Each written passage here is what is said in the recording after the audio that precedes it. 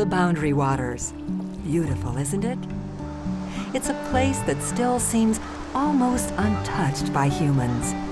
It's a place for adventure, where you can get away from it all and refresh your soul.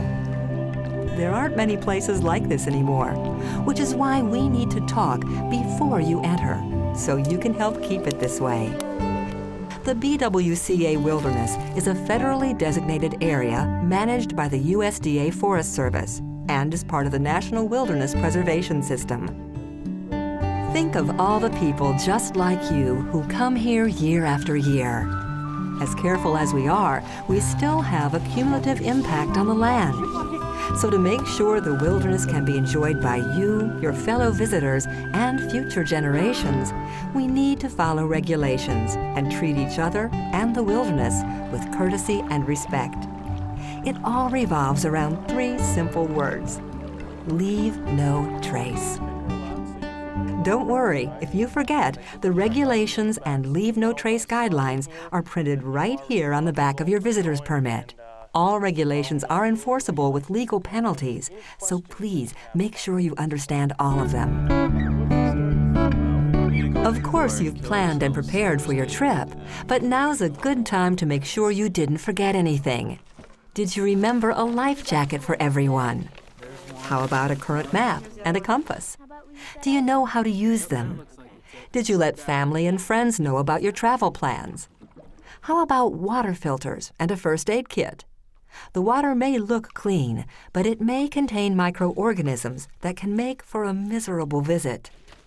This is a big place, and you're responsible for the safety and well-being of yourself and everyone in your group. As you travel about, be smart and be safe. Set realistic goals. Portage around rapids. Expect and dress for extreme weather. And have a plan for how to deal with an emergency. After all, this is the remote wilderness, and you can't rely on a cell phone to bring you a quick rescue. Keep in mind, you must enter the wilderness only at the entry point and on the date shown on your permit. Cans and glass bottles are not allowed except for fuel, insect repellent, and personal hygiene items. It's a good idea to repack food in plastic bags or hard plastic containers. This cuts down on the amount of trash you'll have to pack out. Do you see a lot of congestion out here? There's a reason for that. There can never be more than 9 people and 4 watercraft gathered together anywhere in the Boundary Waters, including on the water, in campsites, and on portages and trails. This will be strictly enforced, no matter how many permits associated groups may have. So be prepared to travel and camp independently. There are places in the Boundary Waters specifically designated for use by motorized boats. Motor users should be sure to reduce speeds and wakes when meeting canoes along these routes.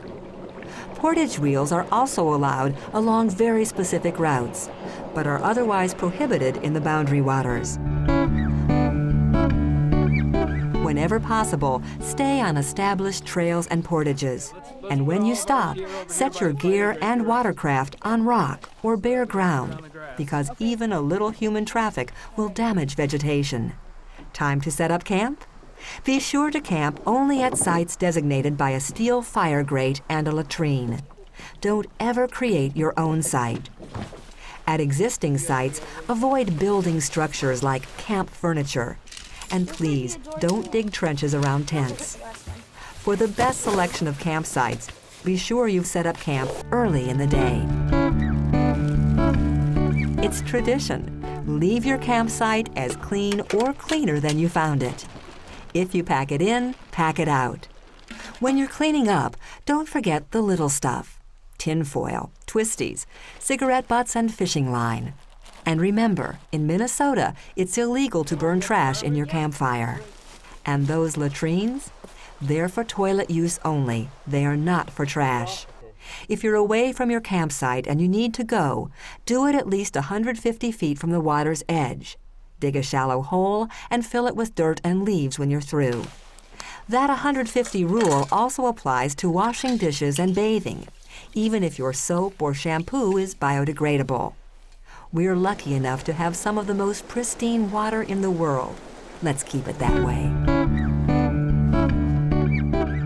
As you travel through the Boundary Waters, please leave what you find. You're bound to run across some interesting things.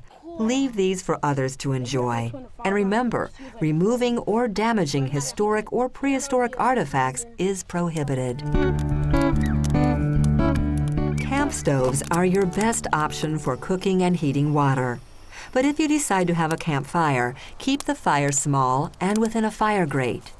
Use wood that's wrist size or smaller, and gather it well away from your camp and out of sight of the shoreline. Take only dead, downed wood, not standing trees or driftwood. If it's green or still growing, don't cut it. And when you leave camp or at night, put out your fire. Drown it with water and stir the ashes until it's cold. When the danger of wildfire is high, campfire restrictions may be in effect. During these times, stoves may be the only way to cook. Since the blowdown of 1999, there have been occasional prescribed burns to reduce the threat of a massive uncontrolled wildfire that could start in the blowdown area and spread to areas outside the wilderness. Notices will be posted about these burns. Remember, the wilderness is always changing. Wind and fire are a natural part of this process.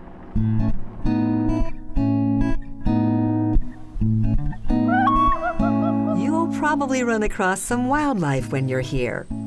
Give them enough space to go about their own business. After all, this is their home and you're their guests. When you keep your distance, you'll be able to enjoy their company even longer. Never feed wildlife. They're pretty good at finding their own meals. Plus, their natural foods are better for them anyway. If you plan to go fishing, consider doing catch and release, or take only what you can eat. Clean them away from camp and make sure you dispose of any fish remains far away from campsites, portages, and shorelines, far enough that the water is out of sight. Otherwise, you could end up with some unwanted guests like this one. Black bears are natives here. While they may not be interested in you, they sure wouldn't mind getting a hold of your food. So to protect your food and the health of bears and other critters, hang your food out of the way when you're away from camp or asleep. To be safe, hang it more than 12 feet off the ground and more than 6 feet from the nearest branch or tree. Or you could pack your food in bear-resistant food storage containers. If a bear does come a little too close for comfort, don't be afraid. Shoo it away from your camp right away and do it firmly. You'll both be better off. While you're in the wilderness, please be considerate of others. Although it may often seem like you're alone here, others may be near. Avoid congestion on portages by waiting until other groups have cleared the area. And make sure you place your watercraft and gear so you're not blocking the portage for others. Keep the noise to a minimum. You might even see more wildlife that way. The Boundary Waters Canoe Area Wilderness. Unique, ever-changing, with endless places to explore or to contemplate and slow down the pace of life. Whatever your reason for being here, remember to leave no trace. Thanks again for listening, and have a peaceful time out there.